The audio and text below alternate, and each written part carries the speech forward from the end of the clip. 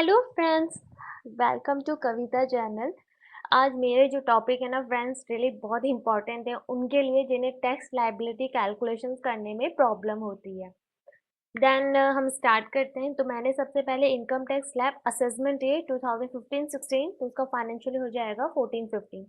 तो ये थोड़ा सा स्लैब रेट पे एक बार नजर डाल दीजिए। Below the age of 60 years male female equal, between the age of 60 to 83 lakh तक exempt है, and above the age of 80 years that is called super senior citizen। ठीक है, तो मैंने कुछ क्वेश्चंस प्रिपेयर किए हैं। तो सबसे पहले क्वेश्चंस देख लेते हैं। मिसेस वाई एज 63 ईयर्स, मतलब 63 ईयर्स है, तो ये 60 और 80 की कैटेगरी में आ जाएंगे, तो that is called senior citizen.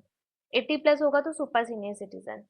ठीक है, तो इन्होंने कहा है कि मुझे rental income from house property होता है 8,50,000, house tax paid, interest from fix deposit with bank, interest from saving bank account, interest from public provident fund account, deposit in public provident fund account, life insurance premium paid, medical insurance premium paid. ठीक है, ये basic information है जो एक generally हम किसी का ITR file करते हैं तो ये इंफॉर्मेशन हमें मिल जाती है। Calculate her tax liability for the financial year 14-15। ठीक है, तो सबसे पहले हम कैलकुलेशंस देख लेते हैं। तो सबसे पहले रेंटल इनकम कितना था, 8,50,000 माइनस हाउस टैक्स जो होता है वो पेड लेस हो जाएगा 50,000, इट विल बी कम 8 लाख। तो नेट वैल्यू आगे नेट बैलेंस से स्टैंडर्ड डिडक्शन लेस हो जाता है 30%। ये एक इसका फॉर्मेट फिक्स होता है। जिन्हें इनकम टैक्स एक 1961 में सैलरी चैप्टर पढ़ा है तो उसमें सारा डिस्क्रिप्शन दिया हाउस प्रॉपर्टी के चैप्टर में। तो स्टैंडर्ड डिडक्शन हो जाएगा तो नेट हमारा आ जाएगा income from house property 5,60,000। Okay, then income from other sources are interest from fixed deposit with bank 2,50,000, interest from saving bank account 20,000, interest from public provident fund account exempt होता है, tax नहीं लगेगा। Total हमारा हो जाएगा 2,70,000 income from other sources. Then gross total income 8,30,000। ठीक है, कोई डाउट? लेफ्ट फिर उसके बाद deduction under section 80C। 80C में डिडक्शन मिल जाएगा लाइफ इंश्योरेंस प्रीमियम पे, मेडिकल इंश्योरेंस 80D में हमें डिडक्शन मिलेगा, और एक और डिडक्शन मिलेगा interest from saving bank account का अंडर सेक्शन 80C में हमें डिडक्शन दिया जाता है, और उस डिडक्शन की लिमिटेशन भी है। Okay, interest from saving bank account, एक सेकंड, ये है हमारा interest from saving bank account 20,000 है। ठीक है, अब देन डिडक्शन, अब इसके बारे में मैंने नोट बनाया है, नोट देख लेते हैं। Mrs. X 63 years, therefore her income tax exemption limit 3 lakh तक exempt है। देन 3 लाख के अबाव फिर हमारा कैलकुलेशन होगा। Interest on public provident fund account it's not taxable. ठीक है, maximum amount of medical insurance premium allow 15,000 in case of senior citizen, और ये सीनियर सिटीजन है हु इज 60 years और more. Maximum amount is allow 20,000 under section 80D। तो maximum deduction इन्हें कितना मिलेगा in case of senior citizen 60 years और more, क्योंकि 63 है तो 20,000 मिलेगा, जबकि यहाँ पे मेडिकल इंश्योरेंस प्रीमियम कितना है इनका 10,000 है, तो पूरा का पूरा ले लेंगे। अगर 25,000 होता तो हम नहीं लेते, हम सिर्फ 20 ही लेते, क्योंकि मैक्सिमम इन्हें 20 ही अलाउट हो सकता है। तो समझ में आ गया। Interest from saving bank account is exempted up to 10,000 under section 80 TTA, ये इसका सेक्शन है। तो उसमें मैक्सिमम हम 10,000 की डिडक्शन दे सकते हैं, जबकि इन्हें कितना मिल रहा है बैंक से, सेविंग बैंक अकाउंट से इंटरेस्ट 20,000, तो हम सिर्फ 10,000 ही देंगे। ठीक है, इनकम टैक्स सीनियर सिटीजन का कैलकुलेशन इस तरीके से होगा। ठीक है, अब नई चीज क्या है, अब आप कहेंगे कि इसमें नई चीज क्या है, नई चीज ये है, just wait and watch, come this link, copy, fine, और गूगल पे जाइए और यहाँ पे पेस्ट करिए। इनकम टैक्स डिपार्टमेंट का आपका एक कैलकुलेशन शीट ओपन हो जाएगा। सपोज किसी को कैलकुलेशंस करने में प्रॉब्लम हो रही है, उन्हें समझ नहीं आ रहा है कि ये क्या रूल्स एप्लीकेबल हो रहे हैं, ये क्या 30% किया है, किसी को पता नहीं है, तो जनरली बेसिक नॉलेज ले लो आप मोटी मोटी, बाकी आपको किसी से माथा पच्ची नहीं करनी है, खुद आपको यहाँ पे फिल करना है। तो असेसमेंट ईयर फिल कर दो 1560। टैक्स पेयर कौन है, इंडिविजुअल है, मेल या फीमेल है, और 63 की एज है, तो सीनियर सिटीजन की कैटेगरी में आ जाएंगे। रेसिडेंशियल स्टेटस क्या है, रेसिडेंट है। तो सिंपल देखो स्ट्रक्चर है, और इनकम फ्रॉम सैलरी नहीं है, इनकम फ्रॉम हाउस प्रॉपर्टी में शो डिटेल्स में जाएंगे। तो इन्हें रेंटल इनकम हो रही है, कितनी हो रही है रेंटल इनकम, 8,50,000। ठीक है, तो रेंटल इनकम हमने यहाँ पे लिख दिया 8,50,000, और म्युनिसिपल टैक्स पेड कितना था 50,000, मतलब हाउस टैक्स पेड। और देखिए ऑटोमेटिक इसके अंदर फीडअप है 30%, दिस और नेट बेसिक कितना आ जाएगा 5,60,000 देखिए। और यहाँ पे भी हमने 5,60,000 कैलकुलेट किया था हमारे सॉल्यूशन में, अगर हम देखेंगे तो फाइन। ये उनके लिए बड़ा हेल्पफुल है जिन्हें ये सब कैलकुलेशंस के बारे में आइडिया नहीं है। देन नेक्स्ट आ जाते हैं हम income from other sources. Income from other sources का हेड भी यहाँ पे गिवन है, सारे हेड गिवन है। इंटरेस्ट, इनको इंटरेस्ट मिल रहा है, कहाँ से मिल रहा है इंटरेस्ट? देखिए हम क्वेश्चंस पर आते हैं। तो हमें एक तो interest from fix deposit FD करवाइए, एफडी से हमें इंटरेस्ट मिल रहा है 2,50,000, तो हम यहाँ पर बता देंगे क्योंकि हमारी इनकम फ्रॉम अदर सोर्सेज का ही पार्ट है। और interest from saving bank account 20,000, 20,000 ठीक है। लॉटरी वॉटरी का कुछ है नहीं। इंटरेस्ट फ्रॉम पीपीएफ ये एग्जाम्प्ट है। Deposit public under section 80C में इसका हमें डिडक्शंस मिलेगा। तो ये हमारा कंप्लीट हो गया है। देन हम आगे प्रोसीड करेंगे, डिडक्शंस की लाइन में जाएंगे। देखिए पूरा आपको ये जो ऊपर से नीचे दे रखा है ना, अंडर सेक्शन 80C का डिडक्शन है। तो लाइफ इंश्योरेंस प्रीमियम पेड कितना है 20,000, तो हमने यहाँ पे 20,000। Contribution to public provident fund कितना है, डिपॉजिट 60,000 ठीक है। हमारा ये हो गया, ये हो गया, ये हो गया। मेडिकल इंश्योरेंस प्रीमियम पे 10,000, मैक्सिमम कितना था 20,000, तो 10,000 है तो अलाउ कर देंगे, अंडर सेक्शन 80B में आ जाएगा। मेडिकल इंश्योरेंस प्रीमियम पे 10,000। नेक्स्ट, नेक्स्ट एक और डिडक्शन हमें मिलेगा, interest from saving bank account. तो हमें कितना डिडक्शन मिलेगा, नोट देख लेते हैं वापस से। Interest from saving bank account is exempt up to 10,000, तो 10,000 तक एग्जाम है, बाकी 10,000 पे चार्ज हो जाएगा, 80TT में आ जाएगा, तो हमने यहाँ पे 10,000 क्लिक कर दिया है ठीक है। देन तो हमारी नेट टैक्सेबल, देखो टैक्सेबल इनकम कितनी है 7,30,000, और यहाँ पे जो हमने कैलकुलेशन किया था हमारी कैलकुलेशन शीट दे दी। And then tax payable liability कितनी है 6,7,980, देखो पूरा कैलकुलेशन करके दे दिया 6,7,980।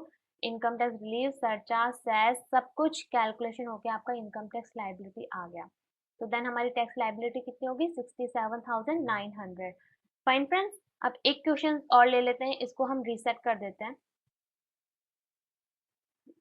तो मैंने एक दो क्वेश्चंस तैयार किए हैं, तो थोड़ा सा सैलरी, अब देखिए यहाँ पे सैलरी का पॉइंट है। एज देख लेते हैं कौन है, ये 50 ईयर्स ओल्ड है, तो मतलब 60 के अबाव है, और 60-80 की कैटेगरी में आते हैं, मतलब ये सीनियर सिटीजन है ठीक है। सबसे पहले हमें ये फाइंड आउट करना है, और असेसमेंट एज का क्या है 15-16, तो 15-16 असेसमेंट ये हो गया। टैक्स पेयर कौन हो गया इंडिविजुअल, और कौन है ये सीनियर सिटीजन। रेसिडेंशियल स्टेटस क्या है रेसिडेंट, और इनकम फ्रॉम सैलरी हमें यहाँ पे गिवन है, कितना है इनकम फ्रॉम सैलरी 20 लाख। लिखने में कोई गलती मत करना। एंड फिर इसके बाद इनकम फ्रॉम हाउस प्रॉपर्टी नहीं है, बंदा प्राइवेट कंपनी में जॉब करता है, एनुअल इनकम इनकी है। Interest on fix deposit city bank, तो इनकम फ्रॉम अदर सोर्सेज में आ जाएगा, इनकम फ्रॉम अदर सोर्सेज में आ जाएगा। ये इंटरेस्ट फॉर इंफ्रास्ट्रक्चर बॉन्ड और interest on public provident fund account ये एग्जाम्प्ट है। Dividend receive from mutual fund ये भी एग्जाम्प्ट है, टैक्स नहीं लगेगा। एंड देखते हैं, इसको फिल करते हैं हम। Interest on fix deposit from city bank, तो हम आ जाएंगे सीधे इनकम फ्रॉम अदर सोर्सेज ठीक है। अब एक एक चीज को थोड़ा सा देखना है। इंटरेस्ट कितना है 60,000, तो हम यहाँ पे 60,000 कर देंगे। देन नेक्स्ट है interest from saving bank account 5,000, तो लगता है पूरा एग्जाम हो जाएगा क्योंकि मैक्सिमम 10,000 तक एग्जाम है, तो टैक्स नहीं लगेगा। Interest from infrastructure bond, interest from public provident fund नहीं आएगा, ये भी नहीं आएगा, तो इसका सॉल्यूशन सेट में भी आप जाके देख सकते हैं। ये सैलरी हो गया। Interest, income from house property, इसमें income from house property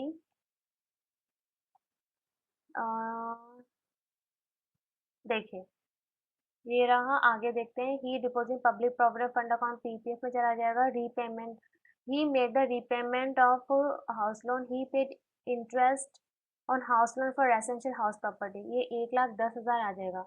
he paid interest on loan for residential house property 1,10,000, तो इनकम फ्रॉम हाउस प्रॉपर्टी में आ जाते हैं। इंटरेस्ट ऑन हाउसिंग लोन दे रखा है ठीक है। He paid interest on loan for residential house property 1,10,000। कोई कंफ्यूजन? तो यहाँ पे हम 1,10,000 हमने फीड कर दिया है, ये हो गया। देन नेक्स्ट, देखिए ये क्वेश्चन आप नोट कर सकते हैं। फाइन। और इनकम फ्रॉम अदर सोर्सेज में आ जाएगा city bank 60,000 and interest from saving bank account 5,000। ठीक है। इंटरेस्ट फ्रॉम पीपीएफ एग्जाम्प्ट है, डिविडेंड रिसीव एग्जाम्प्ट है। ठीक है। और ये आपका आ जाएगा इंटरेस्ट ऑफ इंफ्रास्ट्रक्चर बॉन्ड आ जाएगा 3,000। अब इसे हम कहाँ लिखें? तो हम 5, 6, 7, 8 टोटल हम यहाँ पे 8,000 लिख देंगे। ठीक है, कोई दिक्कत नहीं है। तो हमने यहाँ पे क्या क्या लिखा? इनकम फ्रॉम अदर सोर्सेज है, interest on FD, interest on saving bank account and interest on infrastructure bond. ठीक है, तो ये सब हमारे इनकम फ्रॉम अदर सोर्सेज का पार्ट है। तो अब हम आते हैं डिडक्शंस की साइड में। तो अभी हमारा भी पूरा नहीं हुआ है, डिडक्शंस डालने हैं अभी हमें इसको। तो हमारा contribution to public provident fund. अब देखिए यहाँ पे दो कंट्रीब्यूशन दिए हैं। क्वेश्चन पे आ जाते हैं। This his employer deducted his contribution to public provident fund 70,000. He deposited in public provident fund account 80,000. तो कौन सा लेंगे हम इसमें? एम्प्लॉयर का लेंगे, क्योंकि डिडक्शन कितना मिलेगा कि हमारा जो एम्प्लॉयर है उतने उन्होंने कितना कंट्रीब्यूट किया है पीएफ में, तो 70,000। तो हमारे यहाँ पे आ जाएगा contribution to public provident fund 70,000। ठीक है। फिर इसके बाद हमारा हो गया 70,000। देन कॉन्ट्रीब्यूशन टू हो गया, और देखिए कॉन्ट्रीब्यूशन टू पीएफ पब्लिक, ये हो जाएगा PF and public provident fund 80,000। तो इसके अंदर दोनों है, तो 70,000 प्लस 80,000 दोनों आ जाएगा 1,50,000। ठीक है, 1,50,000 जो हो गया। देन नेक्स्ट है रीपेमेंट ऑफ हाउस लोन। अब देखिए, अब इसमें थोड़ा सा सर्च करेंगे ना, देखिए इसमें रीपेमेंट ऑफ हाउस लोन दे रखा है और हमारे क्वेश्चन में भी ये गिवन है। हम क्वेश्चन में आते हैं, तो यहाँ पे हो गया ही made the repayment of house loan 3 lakh. तो रीपेमेंट ऑफ हाउस लोन, तो हम यहाँ पे आ जाएंगे 3 लाख। ठीक है, सब कुछ गिवन है इसके अंदर, सब कुछ, बस हमें पता होना चाहिए कि कौन कौन सा डिडक्शन की कैटेगरी में। तो थोड़ा सा बस आपको एक पढ़ना होगा। मैं डिडक्शन से रिलेटेड भी एक वीडियो तैयार कर रही हूँ, तो उसमें भी आपको थोड़ा नॉलेज मिल जाएगा। ठीक है। देन ये फिर हो गया हमारा डिडक्शन। मैक्सिमम डिडक्शन एसोसिएटिव में 1,50,000 तक ही मिलेगा। फाइन। अब हम चेक करते हैं कि इसने हमारा क्या क्या एक्सेप्ट किया है। तो नेट टैक्सेबल इनकम इन्होंने निकाले 18,08,000। तो देखिए हमारा नेट टैक्सेबल इनकम है यहाँ पे 18,03,000। Interest on saving bank account 5,000। हाँ, हम 80 अंडर सेक्शन 80 TTA में भी जाएंगे, अंडर सेक्शन 80 TTA हमें यहाँ पे 5,000 का पूरा एग्जाम्पशन मिल जाएगा, क्योंकि मैक्सिमम 10,000 मिलता है।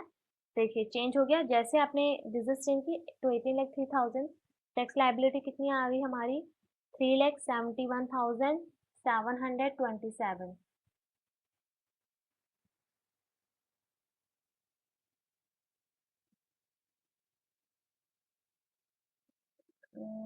नेक्स्ट हमारा ये टैक्स आ जाएगा, एक second. Net tax income 18,03,000। Net tax 18,03,000। Total tax payable. Then हमारे कैलकुलेशंस इन्होंने किया है।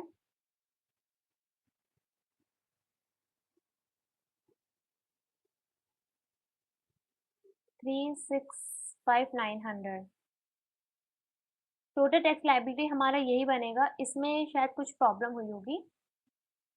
देन बेसिकली हमारा ये स्ट्रक्चर है, तो मुझे आपका मेन पर्पस आपको ये बताने का था। तो फ्रेंड्स, होप सो आपको पसंद आया होगा and thank you friends for watching my this video. अगर आपको कोई भी क्वेरी तो आप कर सकते हैं, और डिडक्शंस को लेकर के भी मैं एक टॉपिक तैयार करूँगी। देन मेरे वीडियो को प्लीज़ सब्सक्राइब करना ना भूलिए। And thank you, take care, bye.